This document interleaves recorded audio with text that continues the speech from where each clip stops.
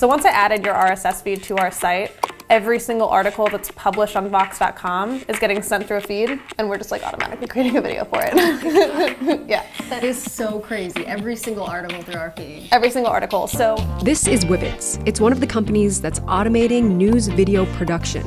You might call this the robot that's coming for my job.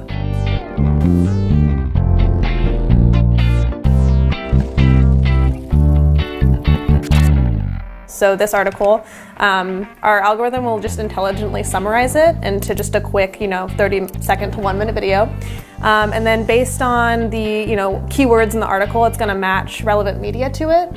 It's pretty impressive when you think about all the ways it could get confused. In the beginning, it was very rough. People with the same names would confuse it. Turkey, the country, and Turkey, the animal, would be another example. Their product was built with machine learning algorithms, and it became more accurate over time. The result is a video made in a few seconds that's not drastically different from what a human would make in a few hours, given the same constraints.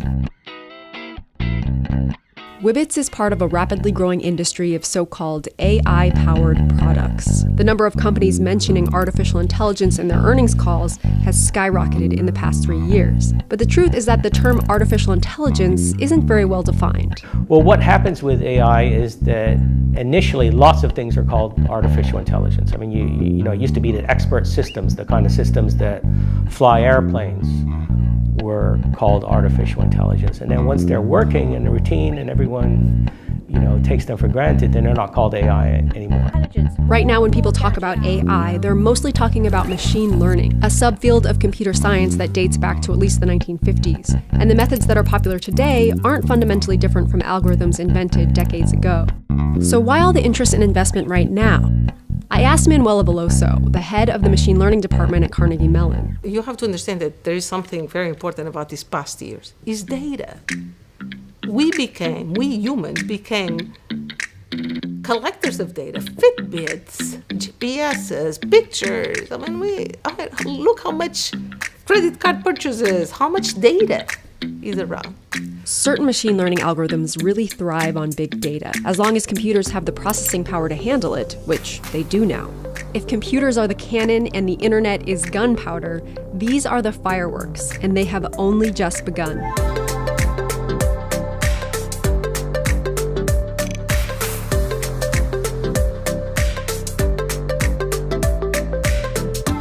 In his book, Pedro Domingos offers a nice, simple way of understanding supervised machine learning. He says every algorithm has an input and an output. The data goes into the computer, the algorithm does what it will with it, and out comes the result. Machine learning turns this around. In goes the data and the desired result, and out comes the algorithm that turns one into the other. The algorithms are trained to find statistical relationships in the data that allow it to make good guesses when presented with new examples. That means we no longer have an easy rule for what kinds of tasks computers can and cannot do. 10 years ago, I could have said with confidence, we know how this works. To computerize something, you need to understand all the steps, then you script the steps and get a dumb machine to do it, and just follow mechanistically the process you would have followed. But now we have machines, and I shouldn't say we, I don't make them, but people have developed machines that learn from data. And so that makes it harder to say what set of jobs are going to become readily substituted by automation, and which will be complemented. A study by the McKinsey Global Institute gets at this question by looking at the many tasks that make up 800 different occupations. And they grouped those tasks into 7 categories, 3 that are highly susceptible to automation with currently demonstrated technologies, and 4 that are not. Things like managing people.